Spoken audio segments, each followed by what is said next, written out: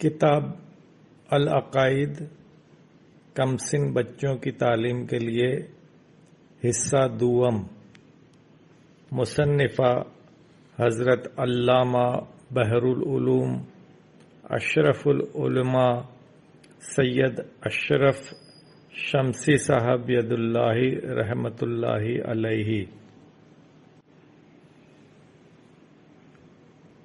پیش لفظ از حضرت علامہ بحر العلوم اشرف العلماء سید اشرف شمسی صاحب رحمۃ اللہ علیہ۔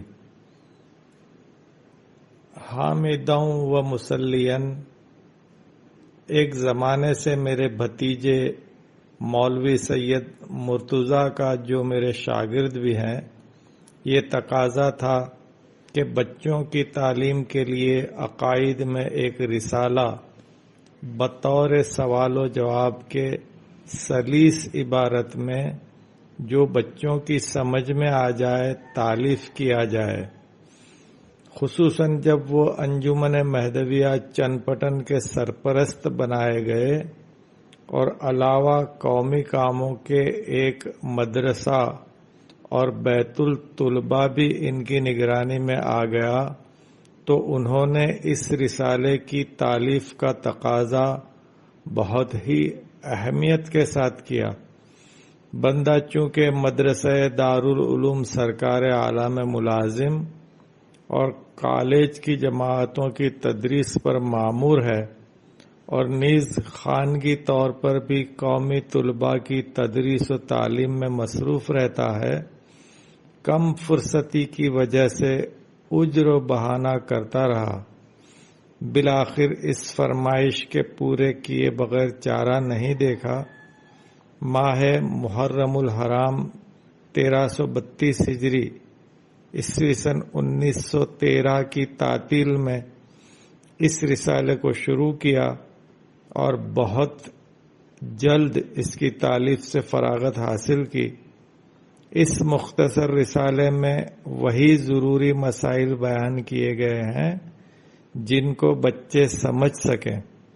اللہ تعالیٰ سے دعا ہے کہ یہ رسالہ کارآمد ثابت ہو اور بچوں کو نفع پہنچائے۔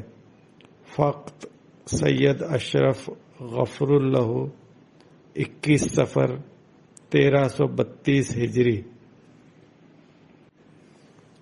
کتاب العقائد حصہ دوم۔ سوال: ولی کی کیا تعریف ہے؟ جس کو اللہ تعالی سے نزدیکی ہے وہی ولی ہے۔ سوال: اللہ تعالی سے نزدیکی کس کام کے کرنے سے ہوتی ہے؟ محمد رسول اللہ صلی اللہ علیہ وسلم کی پیروی سے ہوتی ہے۔ جیسا جیسا پیروی بڑھتی جائے گی ویسا ویسا اللہ تعالی سے نزدیکی زیادہ ہوتی جائے گی۔ سوال: ولی کے کتنے قسم ہیں؟ ولی کامل اور ولی ناقص۔ ولی کامل وہ ہے جو محمد رسول اللہ صلی اللہ علیہ وسلم کی پیروی میں کامل ہو، اور ولی ناقص وہ ہے جو محمد رسول اللہ صلی اللہ علیہ وسلم کی پیروی میں ناقص ہو۔ سوال: کن کن چیزوں میں رسول اللہ صلی اللہ علیہ وسلم کی پیروی کی ضرورت ہے؟ حضرت صلی اللہ علیہ وسلم کے قول و فعل و حال میں پیروی چاہیے۔ قول میں پیروی کرنے کا مطلب یہ ہے کہ سچ کہے، اور رسول اللہ صلی اللہ علیہ وسلم نے جن کاموں کے کرنے کا حکم فرمایا ہے انہی کاموں کے کرنے کا حکم کرے، اور جن چیزوں کے نہ کرنے کا حکم فرمایا ہے ان کو منع کرے۔ فعل میں پیروی کرنے کے یہ معنی ہے کہ جو عبادتیں رسول اللہ صلی اللہ علیہ وسلم نے کی ہیں وہی عبادت کرے، اور جس طرح رسول اللہ صلی اللہ علیہ وسلم معاملہ فرماتے تھے اسی طرح معاملہ کرے۔ حال میں پیروی کرنے کا یہ مطلب ہے کہ محمد رسول اللہ صلی اللہ علیہ وسلم کی جو حالت تھی وہی حالت اپنے میں پیدا کرے۔ سوال: حضرت صلی اللہ علیہ وسلم کی کیا حالت تھی؟ آپ کی 3 حالتیں تھیں، ایک بشری، 2 ملکی، 3 حقی۔ بشری حالت کے یہ معنی ہے کہ آپ کو بھی بشری ضرورتیں تھیں، مثلا کھانا، پینا، سونا وغیرہ، مگر بات یہ تھی کہ آپ اپنی خواہش سے کم کھاتے پیتے تھے اور خواہش سے کم آرام فرماتے تھے، اور دوسری ضرورتیں بھی اسی طرح کی تھی۔ ملکی حالت سے یہ مطلب ہے کہ رسول اللہ صلی اللہ علیہ وسلم پر وحی ہوتی تھی، یعنی آپ فرشتوں سے بات چیت کرتے تھے اور فرشتے آپ کو دکھائی دیتے تھے اور آپ کے پاس آتے جاتے تھے۔ آپ کا جسم صفائی اور پاکی میں فرشتوں کے جسم کے برابر بلکہ بڑھ کر تھا، اسی واسطے آپ نے آسمانوں کی سیر کی اور جبرائیل علیہ السلام جس جگہ نہیں جا سکتے تھے اس جگہ حضرت پہنچے تھے۔ تیسری حالت آپ کی حق کی ہے۔ اس کا یہ مطلب ہے کہ رسول اللہ صلی اللہ علیہ وسلم نے خود فرمایا ہے کہ مجھے اللہ تعالی کے ساتھ ایسی نزدیکی ہو جاتی ہے کہ اس جگہ کوئی مقرب فرشتہ اور بڑا پیغمبر نہیں پہنچ سکتا۔ حدیث کے عربی الفاظ یہ ہیں: لی مع اللہ وقت لا یسعنی فیہ ملک مقرب ولا نبی المرسل۔ اور صحیح حدیثوں میں ذکر کیا گیا ہے کہ رسول اللہ صلی اللہ علیہ وسلم نے معراج کی رات میں خدا کو دیکھا ہے، اور ہمارا مذہب بھی یہی ہے۔ غرض ان تینوں حالتوں میں جس نے برابر پیروی کی وہ کامل ولی ہے، اور جس نے برابر پیروی نہیں کی وہ ناقص رہ گیا، ایسا شخص ولی کامل نہیں ہے۔ حضرات اولیاء کاملین میں سب سے بڑا اور صاحب مرتبہ ولی کون ہے؟ وہ ولی سب اولیاء اللہ میں بزرگ ہے جو خود کامل ہو اور دوسروں کو اپنی تعلیم سے کامل کر دے۔ سوال: کیا ہر انسان اللہ تعالی کی عبادت کرنے اور خدا کی راہ میں محنتیں اٹھانے اور زیادہ ریاضت سے ولایت حاصل کر سکتا ہے؟ عبادت اور خدا کی راہ میں محنت کرنے سے عام ولایت حاصل ہونے کی امید کی جا سکتی ہے، مگر خاص ولایت حاصل نہیں ہوتی۔ سوال: ولایت کے کتنے قسم ہیں؟ ولایت کی 2 قسم ہے، ایک ولایت عامہ اور دوسری ولایت خاصہ۔ ولایت عامہ تو سمجھ میں آ گئی ہوگی، مگر ولایت خاصہ وہ ہے جو عبادت و محنت سے حاصل نہیں ہوتی، بلکہ یہ ولایت اسی شخص کو حاصل ہوتی ہے جس کو اللہ تعالی اپنے فضل سے عنایت کرتا ہے۔ اس ولایت کی حالت وہی ہے جیسا کہ نبوت کی حالت ہے۔ پس جس طرح کہ نبوت عبادت و محنت سے حاصل نہیں ہو سکتی، اسی طرح یہ ولایت خاصہ بھی عبادت اور محنت سے حاصل نہیں ہو سکتی۔ یہ برگزیدہ شخص حضرت صلی اللہ علیہ وسلم کا تابع تام یعنی پوری پوری اتباع کرنے والا ہوتا ہے اور آ حضرت صلی اللہ علیہ وسلم کے کمالات کا وارث ہوتا ہے۔ سوال: تابع تام کس کو کہتے ہیں؟ تابع تام وہ شخص ہے جس کا عمل وہی ہو جو رسول اللہ صلی اللہ علیہ وسلم کا عمل تھا، اور جس کا حال وہی ہو جو رسول اللہ صلی اللہ علیہ وسلم کا حال تھا، اور جس کی دعوت وہی ہو جو رسول اللہ صلی اللہ علیہ وسلم کی دعوت تھی۔ سوال: جو شخص اس طرح رسول اللہ صلی اللہ علیہ وسلم کی پیروی کرے گا تو اس سے خطا کاہے کو ہوگی؟ وہ خطا سے معصوم ہے، اللہ تعالی کی طرف لوگوں کو بلاتا ہے جس طرح رسول اللہ صلی اللہ علیہ وسلم اللہ کی طرف بلاتے تھے، پس اس کے قول و فعل میں کبھی خطا نہ ہوگی، کیونکہ جو شخص یہ دعویٰ کرے کہ میں مثل پیغمبروں کے اللہ کی طرف بلاتا ہوں اور اس دعوے پر معجزے بھی بتاتا ہے، تو اس کی تصدیق اور اس پر ایمان لانا فرض ہو جاتا ہے۔ پھر اگر اس سے خطا بھی ہوتی ہے تو اس پر ایمان لانا فرض نہ ہوگا۔ سوال: کیا کوئی شخص رسول اللہ صلی اللہ علیہ وسلم کے بعد بھی صاحب دعوت پیدا ہوگا؟ بے شک پیدا ہوگا۔ سوال: کیا ایسے شخص کے پیدا ہونے کی رسول اللہ صلی اللہ علیہ وسلم نے خبر دی ہے؟ بے شک آن حضرت صلی اللہ علیہ وسلم نے ایسے شخص کے پیدا ہونے کی خبر دی ہے اور فرمایا ہے کہ میرے بعد میری امت کی ہدایت کے لیے ایک شخص اللہ کا خلیفہ پیدا ہوگا اور اس کا لقب مہدی ہے۔ تم لوگوں پر فرض ہے کہ اس کے ہاتھ پر بیعت کرو۔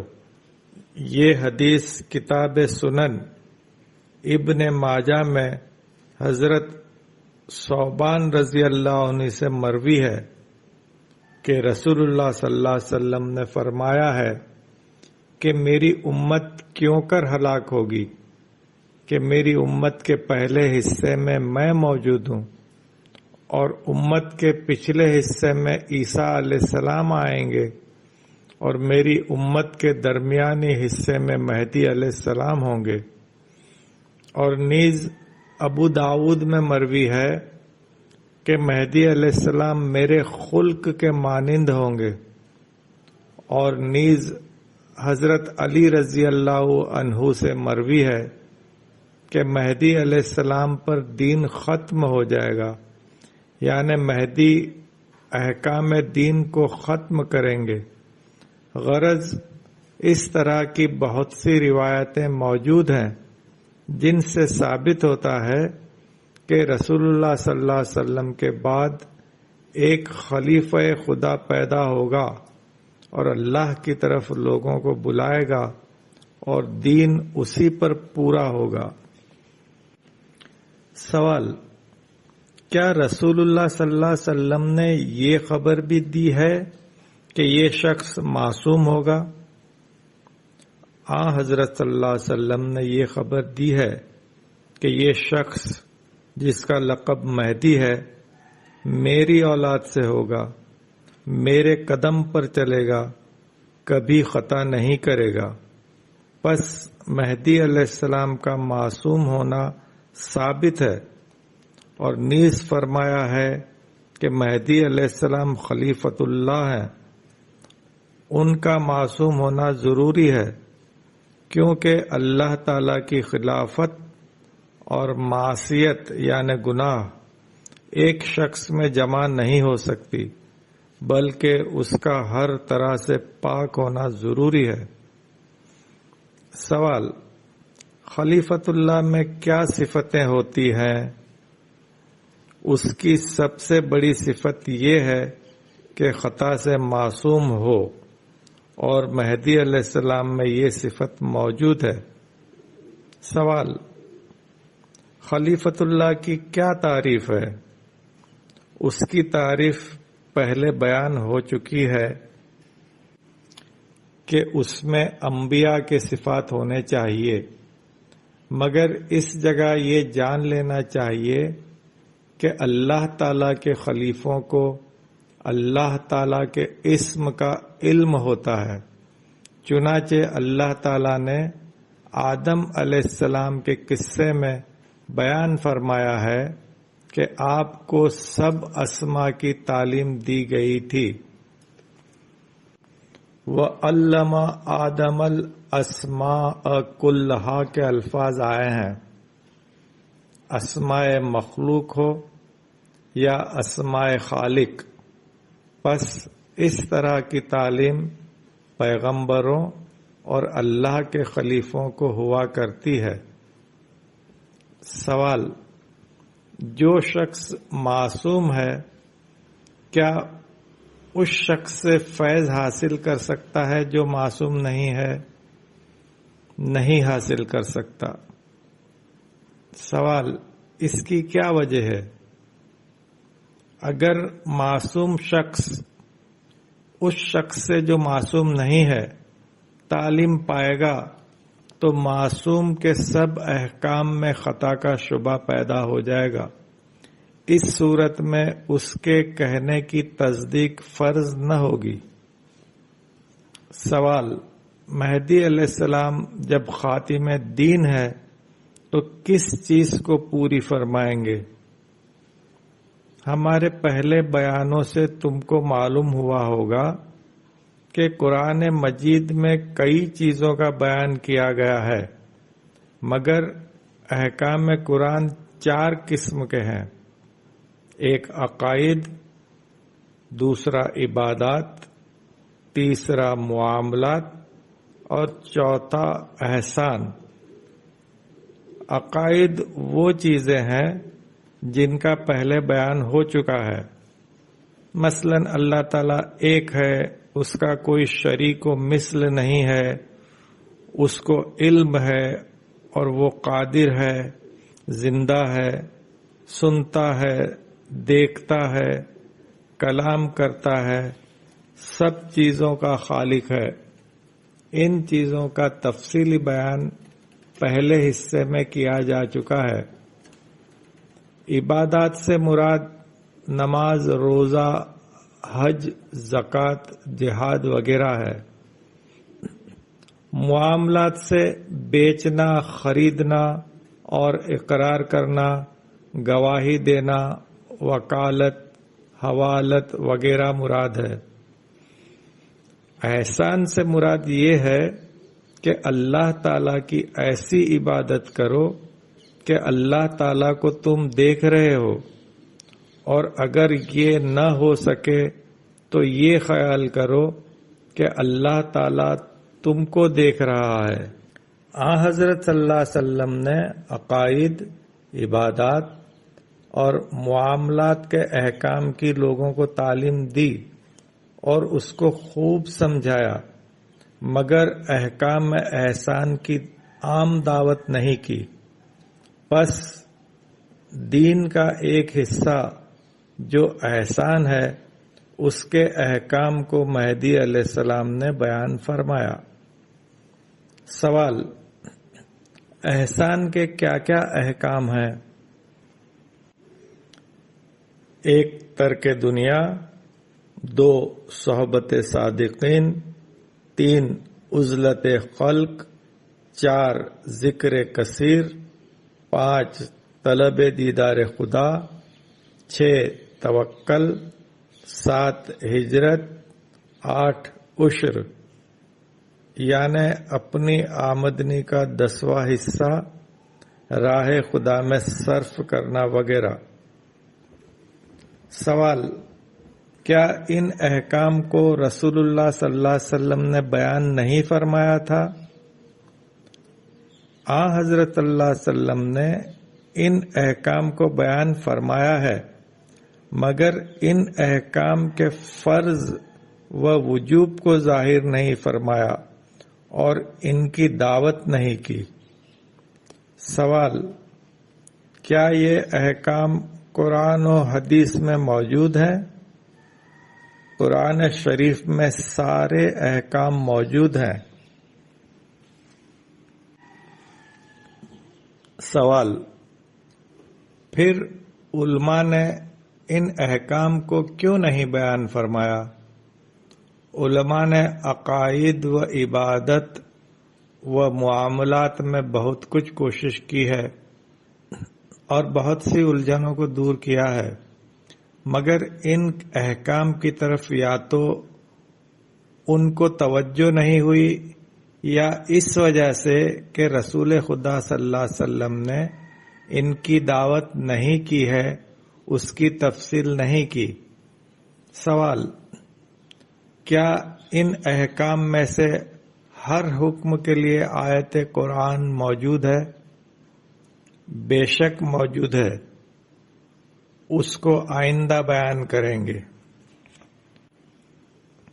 سوال: کیا مہدی علیہ السلام نے ان احکام کی دعوت کی ہے؟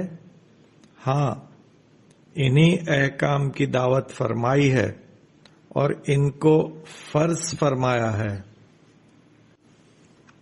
سوال: آپ کا نام کیا ہے اور آپ کا کیا لقب ہے؟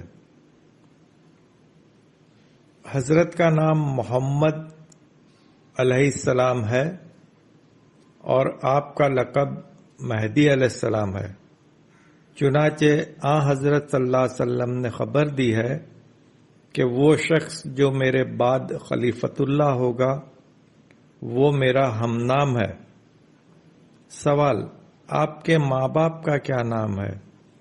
حضرت مہدی علیہ السلام کی ماں کا نام آمینہ ہے اور باپ کا نام سید عبداللہ ہے، اور حدیث صحیح میں ذکر کیا گیا ہے کہ مہدی علیہ السلام کے ماں باپ کا یہی نام ہوگا۔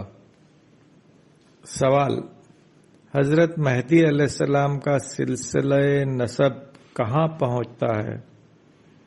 حضرت امام حسین رضی اللہ عنہ کے پاس پہنچتا ہے۔ سوال: حضرت مہدی علیہ السلام کا سلسلہ نسب بیان کیا جائے۔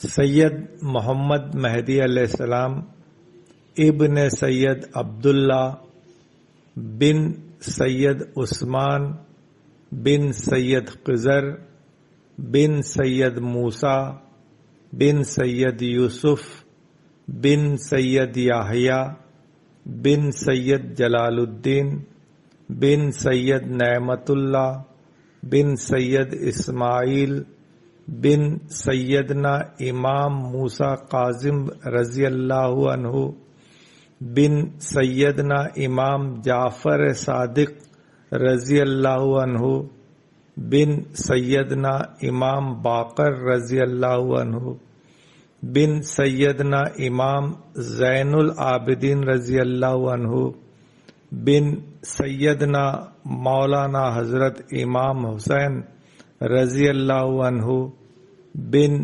سیدنا مولانا امامنا حضرت علی ابن ابی طالب رضی اللہ عنہ۔